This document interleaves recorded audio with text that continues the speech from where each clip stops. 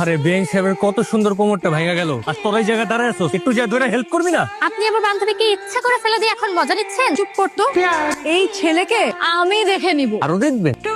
দেখেন, দেখতে কোনো বাধা নেই। একে তো আপনি আমাদের গেটটা ভেঙে দিলেন, এরপর আমার কোমরটা ভেঙে দিলেন, জোর করে গেটটা ক্রস করে ভিতরে ঢুকে গেলেন, এখন আবার উল্টো পাল্টা কথা বলতেছেন। উল্টা পাল্টা কথা? আমি কোন উল্টা পাল্টা কথা? না না না। যাই হোক, গেটের টাকা আঁকে দেন, তাইলে ঢুকতে দিব, নাইলে ঢুকতে দিব না। এই তোর এই যে কোনো গেট দেখতে পারতেছস কেউ? না না, সেই গেট তো আমরা অনেক আগেই পার করে আসছি। আমিও তো কোনো গেট দেখতে পারতেছি না। আর যেখানে গেটই নেই সেখানে আবার গেটের কিসের টাকা? আচ্ছা বলুন তো, আপনারা তো ছেঁচড়া কেন? চুপ চুপ চুপ, একদম চুপ।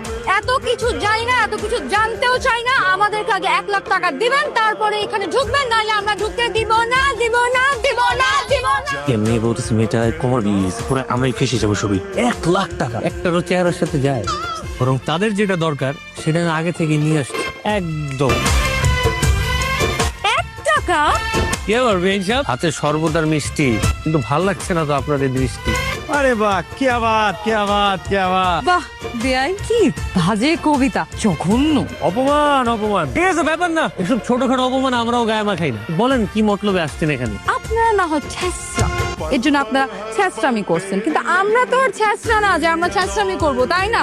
আমাদের মন এত ছোট না। তাছাড়া আপনি অতটা সুবিধারও না বেআই। চরিত্রে কালি মেখে দিল তো।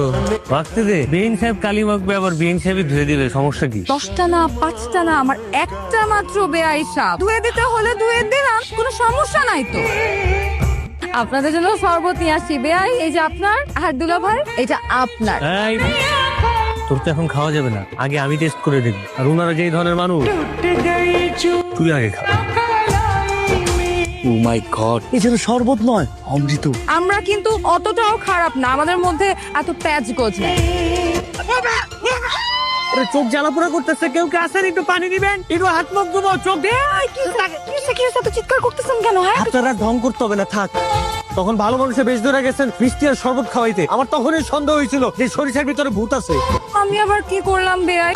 আপনার কষ্ট হচ্ছে চিন্তা করে, আপনার তৃষ্ণা পাইছে চিন্তা করে, আমি নিজে শরবত বানায় নিয়ে গেছি। আপনার গেট অনেক চিল্লাচিল্লি করছেন না, বলা কথা করছেন না, বলেন আমি তো সাহায্য করছি, তাই না? নেন, স্লো করে চোখে দিন, চোখে দিন, দেন দেন, ঝাপটা।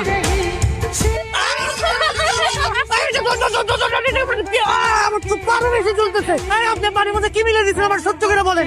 আমার চোখ সে জানে, আমি তো চোখে দেখতে পারবো না, অন্ধ হয়ে যাবো, আমি কিচ্ছু দেখতে পারতেছি না। আরে আরে, এই তাড়াতাড়ি পানি নিয়ে আয়, তোমার। এই থাক, আর কিছু আনতে হবে না বাবারে, আপনারা আমার জন্য অনেক করছেন, আর কিছু করতে হবে না, আপনাদের কাউর আমি বিশ্বাস করি না।